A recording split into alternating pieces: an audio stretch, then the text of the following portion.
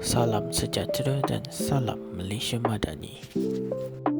Nama saya Wong Kai Wen dari Sekolah Menengah Kebangsaan Jeratun. Sebuah pengecas yang sedang bekerja keras tanpa mengecas apa-apa barang. Kipas yang sangat rajin tetapi tiada siapa yang menikmati anginnya. Penghawa dingin yang mengejutkan bilik sebelahnya. Mestilah bil elektrik setiap bulan tinggi. Tetapi kalau peralatan elektrik boleh mengurus dirinya sendiri.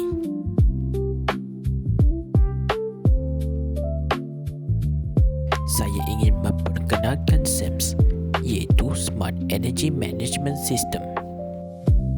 Ia adalah sistem pintar yang mengurus penggunaan elektrik di rumah secara automatik berdasarkan kehadiran cahaya, suhu, jadual waktu dan corak penggunaan sebenar. Pengguna akan masuk ke bilik dan sistem akan mengesan pergerakannya. Sistem akan mengaktifkan mod bilik dan lampu dan kipas boleh digunakan. Selepas pengguna keluar bilik, tiada pergerakan akan dikesan. Satu timer akan bermula. Selepas 10 minit, sistem akan menilai data sensor lain. Jika tiada aktiviti, lampu dan kipas akan dimatikan semula secara automatik. Jika pengguna masuk semula, sistem akan aktif semula lagi. Sistem boleh menyesuaikan lampu berdasarkan cahaya, masa, cuaca dan pergerakan.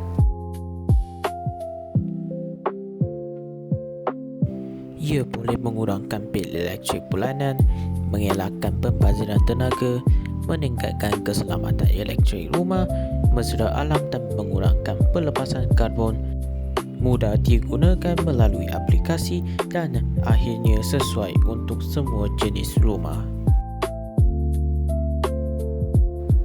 Bijak guna tenaga, bil jimat dan alam terpelihara. Sekian, terima kasih.